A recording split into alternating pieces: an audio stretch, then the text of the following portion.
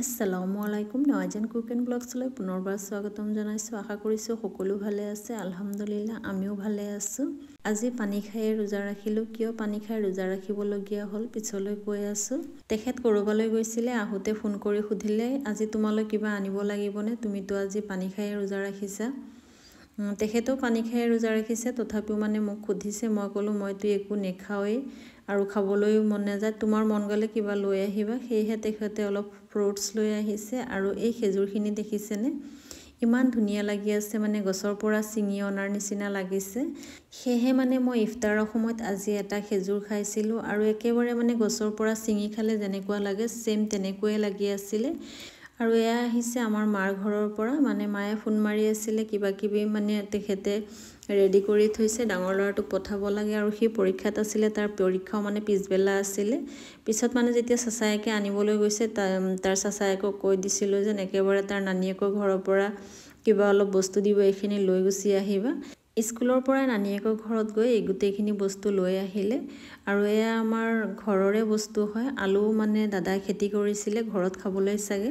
গোটেইখিনি বস্তু ঘৰত লগোৱাই হয়, সেয়েহে খাবলৈও বৰ ভাল লাগে। সেইকাৰণে মায়ে মাজে মাজে দি পঠাই থাকে। আৰু এই শাকখিনি দেখিছেনে, খুতৰা শাক, আপোনালোকে কি কয় মই নাজানো। এই শাকখিনি অলপ বৰষুণ দিয়াৰ কাৰণে ইমান ধুনীয়াকৈ হৈছিলে। আৰু মাইক মই কৈ আছিলোঁ এইবাৰ শাক একেবাৰে খোৱাই নাই ৰোজা মাহত, সেইকাৰণে মায়ে সিদিনাখন কচু শাক দিলে আৰু আজি এই খুতৰা শাকখিনি দি পঠাইছে। এইখিনি পিছে মই দেখি লোভ সামৰিব নোৱাৰিলোঁ, সেয়েহে চেহেৰিতে বনাই খাবলৈ এইখিনি ধুই লৈছোঁ। এতিয়া ধুই ধুনীয়াকৈ থৈ দিছোঁ, চেহেৰি সময়ত ভাজি বনাই খাম। আৰু এইফালে মই চেহেৰি সময়ত উঠিয়ে প্ৰথমতে শাকখিনি ভাজি লৈছোঁ। এইফালে ব্ৰইলাৰ মুৰ্গীৰ মাংস আছিলে, এইখিনিও গৰম কৰি লৈছোঁ। ভাতো গৰম হৈ আছে, লগতে গাখীৰ আৰু কল আছিলে। ইয়াৰে আজিৰ চেহেৰি খাই ল'লোঁ। সিদিনাখন আৰু মই বেছি ভিডিঅ' বনাই থাকিব পৰা নাছিলোঁ, সেয়েহে এইখিনি হৈছে পিছদিনাৰ ভিডিঅ'। আজিতো ডাঙৰ ল'ৰাটোৰ পৰীক্ষা শেষেই হৈছে, সেইকাৰণে ভাবিলোঁ তাৰ কিতাপখিনি দুটা ৰুমত আছিলে, বাহিৰা ৰুমতো থাকে আৰু এই ৰুমটোতো থাকে।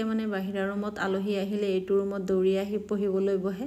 কিতাপখিনি ভালকৈ সামৰি থৈ আছোঁ, কোনোবাই এবাৰ ক্লাছ 9ত উঠা ছাত্ৰ বিচাৰিলে দিব পাৰিম। আৰু তাৰ কিতাপখিনি লেতেৰা নহয় বা সি কিতাপত বেছি নাম লিখি নথয়, সেইকাৰণে তাৰ কিতাপখিনি বহুতেই খুজিবলৈ আহে।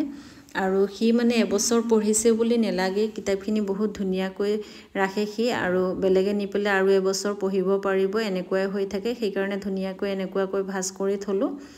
আৰু আজি কিয় পানী খাই ৰোজা ৰাখিবলগীয়া হ'ল জানেনে, ডাঙৰ ল'ৰাটো 3টামান বজাত উঠিম বুলি কোৱাৰ কাৰণে মই তাৰ ওচৰতে এলাৰ্ম লগাই থৈ দিছিলোঁ মোবাইলটো। সি টোপনিৰ নিচাত এলাৰ্ম বন্ধ কৰি থৈ আকৌ টোপনি গ'ল, গমেই নেপালে।